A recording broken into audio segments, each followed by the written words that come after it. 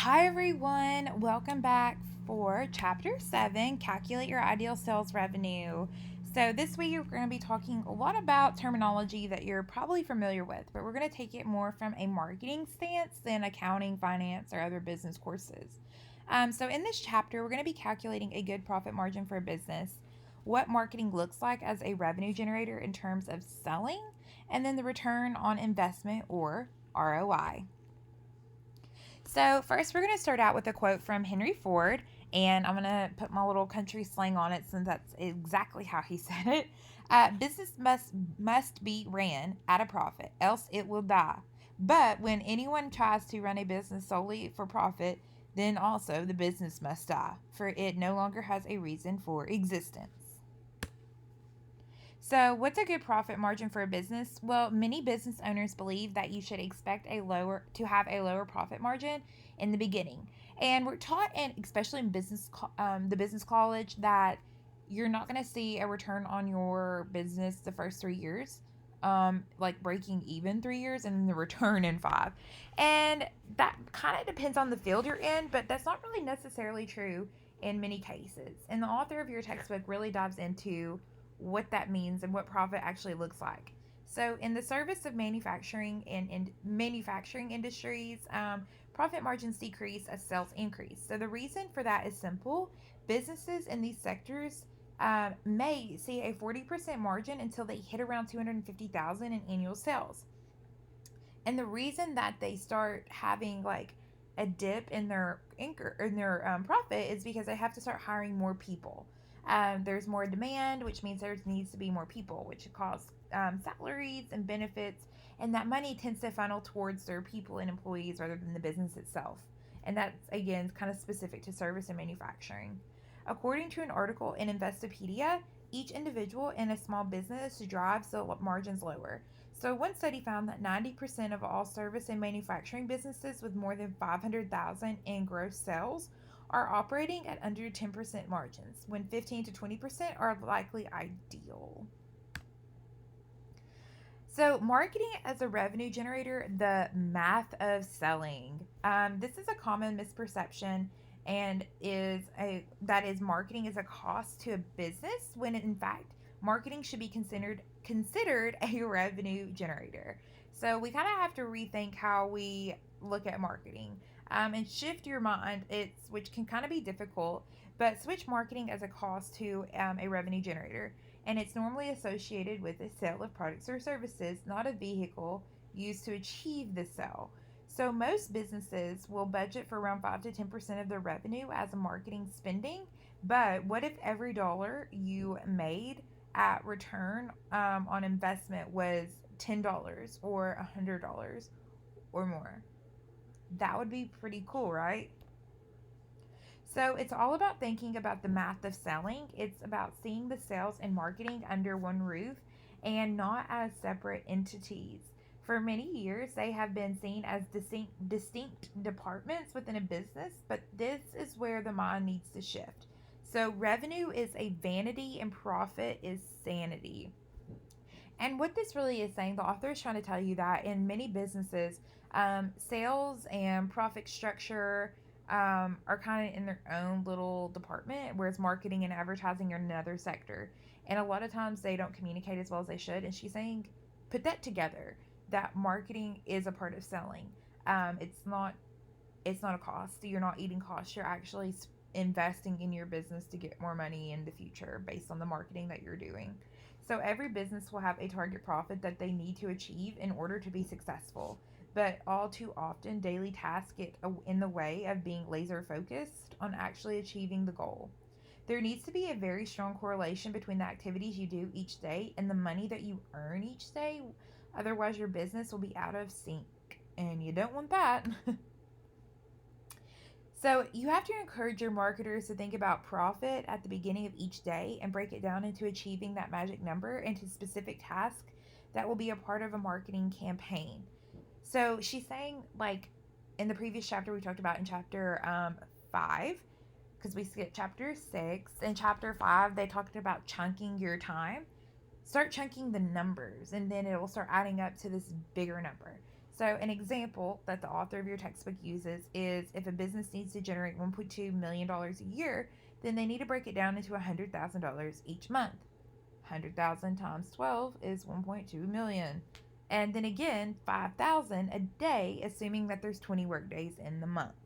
So 20 times 5, 100,000. 100,000 times 12, 1.2 billion. Hopefully that makes sense to you. If not, let me know. So it is much easier for you to focus on generating $5,000 a day. It's also then more simple to take it to the next level and figure out how many products or services are required to achieve that goal each day. So, an easy example would be to work with, for instance, our daily rate of $4,999 plus the extra penny of the in house strategy session, excluding travel and expenses. So, 100% of a business cost, which would equal 87% of profit margins. Then that totals to $4,349.13 of profit. So if we use out of business as the example, we need to generate enough leads to convert 20 in-house strategy sessions a month. So let's assume that out of every 10 leads that we take a day, 5 of them, or 50%, go to the proposal stage. And out of those 5 that we convert, 2. So 20% of the 10 leads. So 2 are converted, 20%. Using the math of selling, we would be converting 10 profitable customers taking up strategy per week, which means we would be doubling our target figure. Yeah, pretty cool, right? So let's talk a little bit about return on investment, or ROI. Very important. If anything from this chapter, please take away return on investment. So if you know how many leads you need a day, how many of these you need to convert, how many of the revenue and profit you need to earn, then you need to work out what is the most efficient and effective way for achieving that goal. So at the author, she runs the Business Consort Academy. They generate a lead approximately every 8 minutes using a proven advertising method that they can turn on or off or increase or reduce in a matter of seconds. Pretty cool, right? She probably doesn't share that as often. Using an earlier example, if we generate a lead every 8 minutes, that translates to about 7 hours. And based on a 6-hour workday, that means there's 42 leads a day. Your author is from Europe, so their work days are slightly different. We're used to 8 hours. She's on 6. So if 50% go to proposal and 20% of those leads convert to an in-house strategy session, that equals 8 sales a day. So we know that you only really needed 1 sale a day, but that takes us to 8 times over their target, assuming that they can cope that level of customers. So she was saying in the previous slide that 1 sale was equaling $4,999, and they only needed to make $5,000 a day. So really just one more dollar. And she's saying she can make 8 times that. That's so awesome. This now takes you to the possibility of the goals that are meant to be exceeded, and many businesses can indeed be hitting their target, still not reaching their full potential. So, what was the marketing return on investment, or MROI? MROI is very simple. It is gross profit minus marketing investment divided by marketing investment. So let's look at that. MROI. Let's look at the investment. If a lead cost you $1.50, that's $63 invested in advertisement. Notice the terminology is invested, not spent. We're not spending, we invested in these people to make money. So that's a return on investment. So what's the return on investment? So if you had 8 sales a day at $4,999 on sales price, and you times that by 8, that equals $39,992 gross revenue. So cool. And you really only needed 1 if you're trying to make $5,000 a day. So deduct our normal business cost of 13%, which is what she is saying that her normal business cost is, which would end up being $4,349.13 profit per sale. So gross profit would actually be $34,793.04. So gross profit of $34,793.04 minus your marketing investment, which was $63. So $63, right? Think of how small that number is equal to $34,730.04 of net profit divided by your marketing investment of $63. So your marketing return on investment was 551%. It's a really good ROI. So let's consider that's also to consider more of the leads may convert further down the line. So what if you end up having like 12 people convert one day? That's going to increase your MORI. And it could also go the other way. It could also decrease.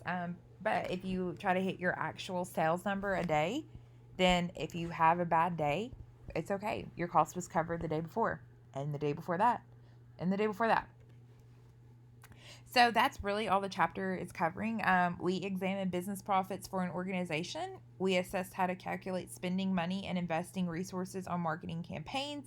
And we defined the return on investment, what return on investment was, and how to determine marketing return on investment. If you all have any questions at all, please feel free to email me at my email address. It's in your syllabus. It's online like 20 different times, and I'm pretty sure I send you an email every week. And then if you need to set up a time with me on Zoom, I'd be so happy to talk you through every single thing that we just discussed in this chapter or in a previous chapter. If you have any questions, just let me know. If not, I will talk to you all very soon.